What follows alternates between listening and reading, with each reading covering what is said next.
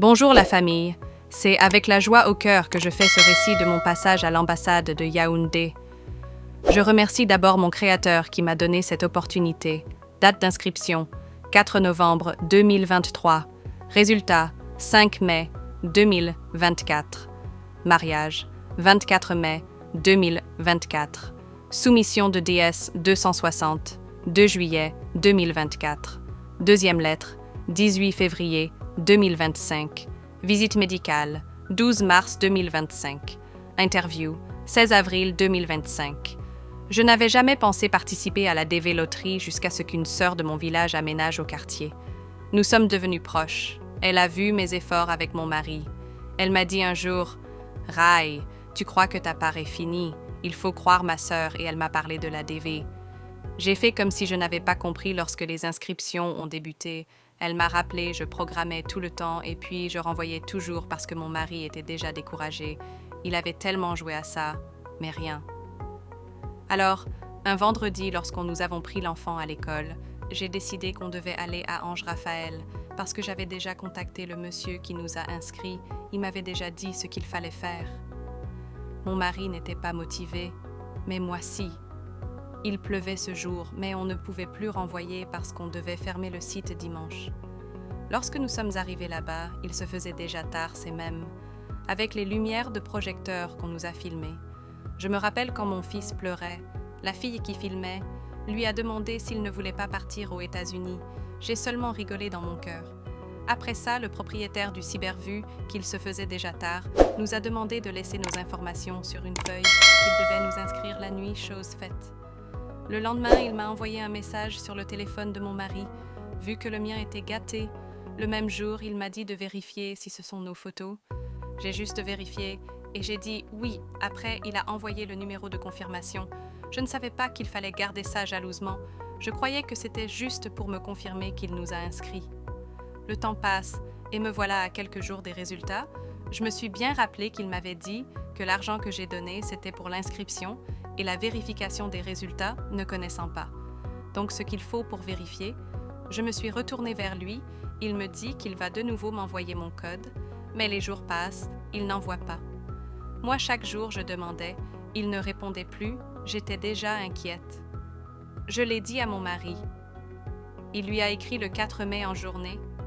Il a répondu qu'il allait envoyer. On est resté tranquille. Le petit matin, comme je me réveille tôt pour faire mes beignets. Je regarde d'abord le téléphone de mon mari. Je vois son message qui disait « Désolé monsieur, vous n'avez pas été sélectionné, mais votre femme si. » J'étais aux anges. Je croyais que même le lendemain je pouvais partir, mais c'est comme si c'est à ce moment que le temps est devenu long dans un premier temps. Je lui demande ce qu'il y a lieu de faire. On a pris rendez-vous, il nous a expliqué, mais on n'était pas d'accord sur les 500 000 qu'il demandait. J'ai donc appelé ma grande sœur qui travaille dans une agence d'immigration canadienne à Yaoundé. Elle était fière. Après, elle a demandé mon numéro de confirmation pour vérifier elle-même, parce que d'après elle, il y a trop d'arnaqueurs dans ce domaine. Lorsque j'ai demandé au gars, il a complètement changé avec moi. Il m'a juré qu'il ne pouvait pas me donner. On a tout fait. Il a refusé qu'il préfère se débarrasser de CA. Il dit qu'on parte faire les passeports. Il remplit nos DS 206. Ma sœur m'a dit de ne pas accepter. Mon mari est allé jusqu'à lui proposer 50 000 pour qu'il donne le numéro de confirmation et nous continuons sans lui. Il a dit ou 500 000 ou rien. Mon frère m'a mise en contact avec un commissaire à la police judiciaire et un gendarme pour « je porte plainte ». J'ai pas, moi, voulu. J'ai donc commencé le jeûne, moi qui mange. Comme quoi, me voilà, mon deuxième jour du jeûne. Je ne ressemblais plus à rien. J'avais déjà bien maigri. Ma belle-mère est passée à la maison. Elle a remarqué, je lui ai expliqué la situation. Elle a son à expliquer à ma belle-sœur. Elle a commencé à chercher à récupérer mon code, passant par email. Mais nous avions essayé plusieurs fois avant, mais en vain. Le 4e jour, elle a eu l'idée qu'on dépanne le téléphone de mon mari. On avait même déjà jeté ça le 5e jour. Il part à ancien 3e. Avec vers 20h. C'est ma belle-sœur qui m'appelle. J'avais même plus le temps du téléphone. Elle me dit « Vérifie ton téléphone » et c'était mon cadeau de fin du jeûne directement. Ils avaient déjà envoyé à ma sœur. Elle m'appelle aussi en criant « C'était la joie ». Ce jour, on n'a plus parlé au monsieur. On a programmé un petit mariage après. Ça, nous sommes allés faire nos passeports. Et c'est là que j'ai fait la rencontre de mon tonton du cœur. On s'est rencontrés à l'ambassade des États-Unis, on a causé. Je lui ai expliqué la situation. Et il m'a dit que c'est pas un problème pour lui. Et ce qui m'a le plus marqué est qu'il me dit que leurs services sont gratuits. Je regarde mon mari, il me regarde, on est étonnés. Il devait voyager le lendemain, mais il m'a promis qu'il devait remplir nos DO 260. Nous sommes rentrés à Douala. J'écrivais de temps en temps à Tonton du Cœur, et quand il s'est installé, on a commencé à remplir ma DS 260, on sauvegardait. Un jour, alors que je venais de rentrer de mon marché, il m'appelle qu'il y a quelqu'un qui a modifié tout ce qui était écrit dans ma DS 260. J'ai laissé tout ce que j'avais à faire pour qu'on puisse terminer et soumettre chose faite. Mais j'avais fait une erreur sur mon adresse email. Il fallait qu'on puisse débloquer et modifier. Il m'a dit qu'on doit le faire le 9 juin. Le 3 juin, là, on a soumis pour moi et mes 2 garçons question de modifier mes erreurs et soumettre pour mon époux le 9.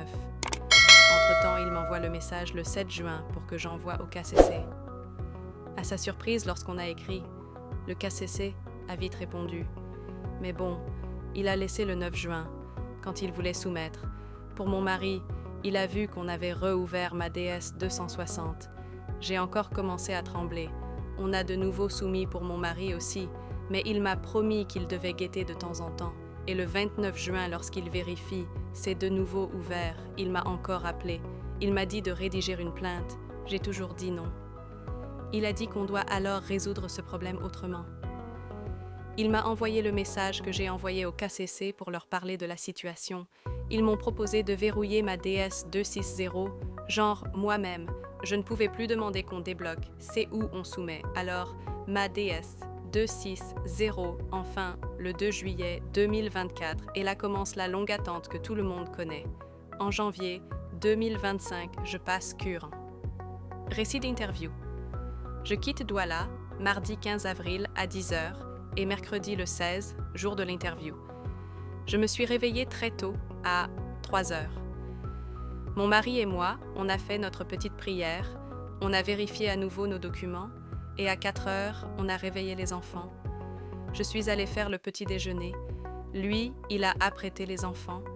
On a fini 5h30, on était en route. J'ai commandé Yango, on a payé 2150 à 6h. Moins on était à l'ambassade comme il pleuvait, le monsieur de Yango m'a permis de rester dans la voiture en attendant sa prochaine commande. Question d'éviter qu'il pleuve sur les enfants. Mais on n'a même pas duré, quelqu'un a commandé. Mon mari s'était déjà avancé, il y avait déjà 4 personnes, il était la 5e. Ensuite on l'a rejoint, puis les gens venaient même sous la pluie à environ 7h30. On a ouvert la porte. On nous a partagé les parapluies, et puis on s'est mis en rang après. On nous a fait entrer, nous avons trouvé dans la première salle. Il y avait des femmes qui nous ont aidés à classer nos documents. Ensuite, nous sommes passés au scanner, on nous a demandé d'attendre dans la cour, après nous sommes descendus dans l'autre salle. Je suis d'abord allée à la caisse, j'ai versé une somme 860 000 francs CFA. Ensuite, on a attendu quelques minutes et une jolie et gentille dame noire avec les lèvres roses nous a appelés. Je lui ai remis nos documents, elle m'a demandé de placer les 4 doigts de la main gauche, puis la main droite. Ensuite, mes 2 pouces entre-temps. Mon fils voulait voir à qui je parlais. Il a tellement sauté qu'elle a dit « Qui veut me voir là-bas comme ça ?»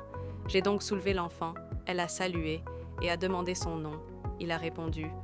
Ensuite, on a fait la biométrie de mon mari aussi, mais lui, il tremblait tellement qu'il a fallu que j'appuie sur ses doigts pour entendre le signal autour de la 2e main. Il me dit « Appuie encore, Nord !»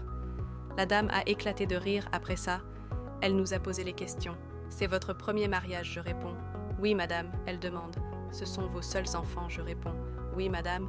Elle m'a regardée et m'a demandé si j'attendais un bébé. J'ai dit « Non, pas pour le moment » et mon mari a ajouté qu'il veut 2 filles. Pour la prochaine fois, elle a rigolé et puis nous sommes allés nous asseoir. Quelques 20 minutes après, on nous a appelés au guichet 7. C'était un jeune blanc. Il nous a dit de lever la main droite et de jurer, le gars tremblait toujours. Il a même confondu sa main. Le consul lui dit « Monsieur, la main droite ». Il dit « Eh !» Ensuite, on a juré. Et quelques minutes après, il nous demande « Ce sont vos seuls enfants ?» On a répondu « C'est votre premier mariage ?» On a répondu « Êtes-vous déjà sorti du pays ?» Et puis il a précisé « Madame, quel est votre plus haut niveau d'études ?» J'ai répondu après, il a dit « Après vérification de vos documents, je vous accorde le visa bienvenue aux États-Unis et beaucoup de courage pour la suite. »